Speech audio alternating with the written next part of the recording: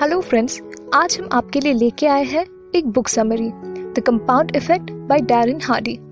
This book talks about how small steps towards progress each day can have a huge impact on your life. This book will show you the way to your own greater success, happiness and fulfillment. I highly recommend you to read the book. हमने यहाँ सिर्फ कोई important points discuss की है, but every chapter of this book has a lot to teach.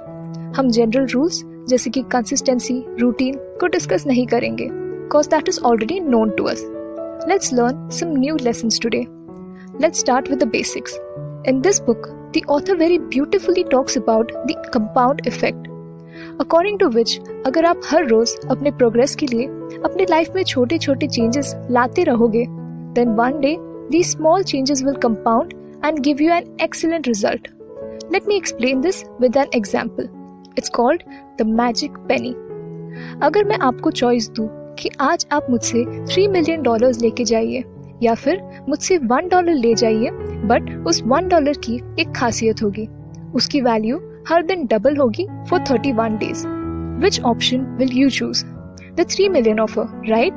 But क्या आपको पता है that due to compounding ये सेम $1 की वैल्यू होगी on the 10th day $5.12, on the 20th day $52.43, and on the 31st day $1,97,37,418.24. Now that's the magic the author was talking about.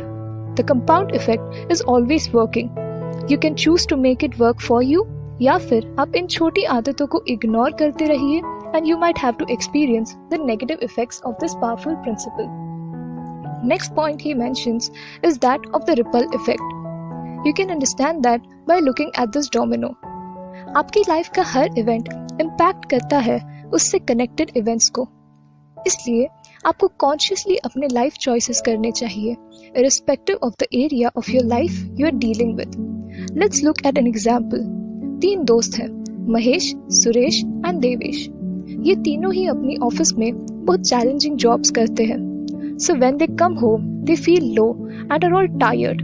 But Mahesh office से आने के बाद कोशिश करता है कि रोज जिम जा सके, अपने फैमिली के साथ कुछ टाइम बिताए एंड रोज सोने के पहले कुछ रीड करे एंड टाइम पे सो जाया करे, ताकि he is ready for the challenges of the next day. Whereas Suresh अपनी फ्रस्ट्रेटेड जॉब की वजह से रोज आफ्टर ऑफिस जंक फूड खाता है, just cause he needs to reward himself for all the hard work he has done all day. उसके बाद वो घर आता है, does not spend time with his family and देर रात तक टीवी देखता है, जिसकी वजह से उसे उठने में काफी तकलीफ होती है the next day. And the third friend Devesh doesn't react positively or negatively. He just complains and follows the same routine. अगर आप एवरीडे ऑब्जर्व करोगे, आपको लगेगा इन तीनों की लाइफ में कोई चेंजेस ही नहीं आए. बट अगर आप डायरेक्टली आफ्टर 2 years इन तीनों को देखोगे, you analyse their lives, you will see that Mahesh has gained a lot of knowledge and is fit and healthy. His family loves him and he is happy. वहीं सुरेश ने weight gain कर लिया है. He feels very tired, has some disease and also is facing some issues in his family life. Whereas Devesh has neither seen any drastic positive or negative results. This is how day by day हमें लगता है कि कुछ नहीं बदल रहा, but अगर आप एक सिग्निफिकेंट टाइम फ्रेम के लिए अपनी हैबिट्स को चेंज नहीं करें, they will definitely make a huge impact on your life. Hence, as a solution to this, author emphasizes on having the practice of tracking your habits. Start tracking and keep tracking the smallest of components of a habit and do this for 3 weeks.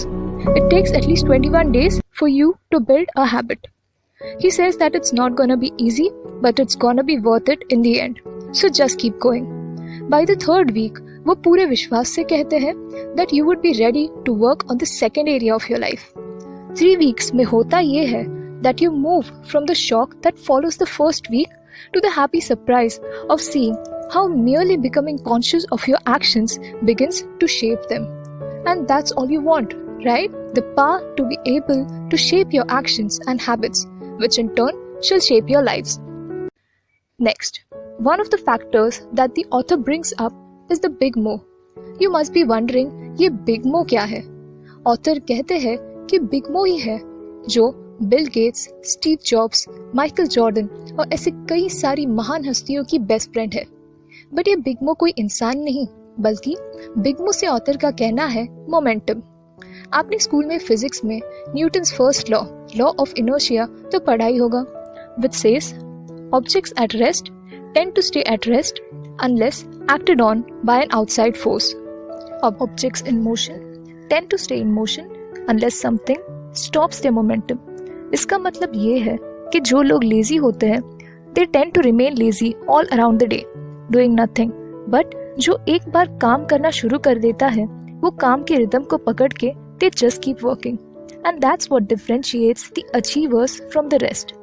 यहाँ पे एक example देते हुए author हमें हमारे बचपन के दिनों के एक गेम मैरी गो राउंड की याद दिलाते हैं, जिसे स्टार्ट करने के लिए आपके दोस्तों को तकरीबन 2 से 3 चक्कर लगाने पड़ते थे एंड उसे मूव करने के लिए जो पहले के 2-3 स्टेप्स होते थे वो बहुत ही मुश्किल होते थे। बट एक बार वो मैरी गो राउंड स्पीड पकड़ लेता था फिर तो वो बस घूमता ही रह जाता and then to keep it moving आपको बस एक हल्का धक्का लगाना पड़ता था and the results would compound rapidly. The same thing applies to our actions and our efforts.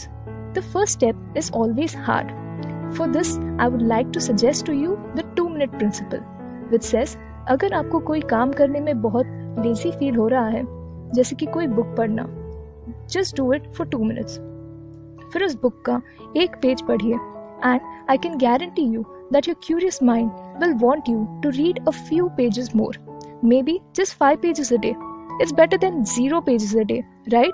इस तरह आप हर रोज 5 pages भी अगर पढ़ो, you will be able to complete a 100 pages book in 20 days. Easy, isn't it?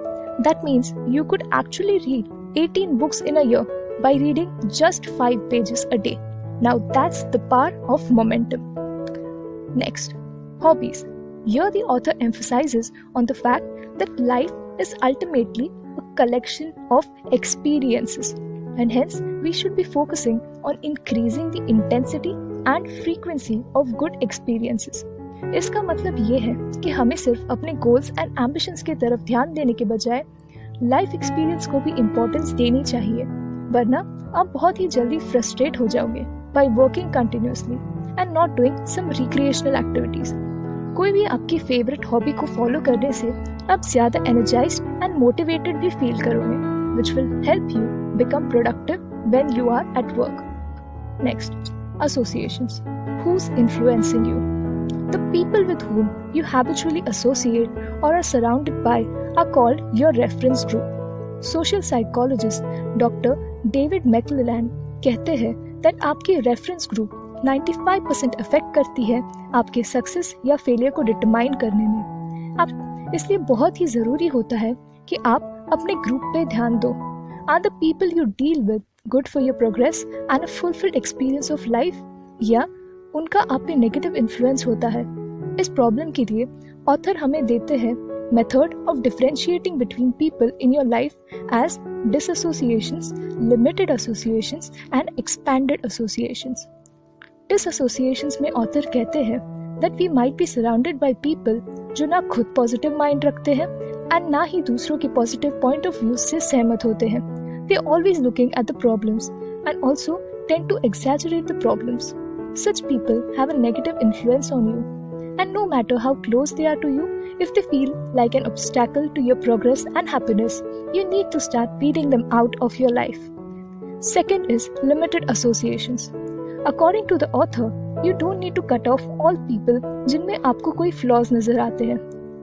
What you need to do is monitor, be aware, and control the amount of time and energy you invest in each person you are interacting with. If the interaction makes you feel happy या फिर वो आपसे बहुत knowledge share करते हो, तो आप उन लोगों को अपना ज्यादा समय दे सकते हो। मगर अगर कोई यहाँ वहाँ की बातें करता हो या कुछ लोग होते हैं जिनको हर चीज से शिकायत होती है, इन लोगों से आपने मिनिमम बातचीत रखनी चाहिए। Next is expanded associations. ये बिल्कुल उल्टा है डिसएसोसिएशंस का। In expanded associations you identify the positive influences of your life and try and expand your communication and interaction with them. आपके लिए ये एक अपॉर्चुनिटी एंड एक लर्निंग प्रोसेस होगी। if you are interacting with a person who has achieved success in a particular field, आप ही सोचो उस इंसान के 10-12 years की एक्सपीरियंस की बातें वो आपको 2-3 महीनों में बता सकते हैं, and that will save you so much of time, right? Moving on to the next lesson. This one is my personal favorite, the extra effort. It is the extra effort that you put after you have done your best that is the difference maker. Getting tired is not an obstacle, it's an opportunity. It's like if you are in a cake eating competition जिसमें 1 करोड़ का इनाम है and सभी participants का physique है, तो obviously आप सब let's assume 3 cakes तो खा सकते हो, and that's the best that you can do as a general human, right? But अगर आपने वो चौथा केक खाने का effort लिया, that is what will make the difference. So getting tired is not an obstacle, क्योंकि आपने जितना काम किया है उतना तो आपके कॉम्पिटिटर्स भी कर ही रहे होंगे एंड थकान तो उन्हें भी महसूस होती होगी, बट यहाँ आपकी सक्सेस के चांसेस 10 गुना बढ़ जाते हैं, क्योंकि थक जाने के बाद सिर्फ 1% लोग होते हैं who will continue to put in efforts, and that's what makes the difference. So that brings us to the end of today's video. I hope you enjoyed watching this video. So do show us some love, hit the like button and subscribe to our channel for more such videos. Keep learning and don't forget to be kind.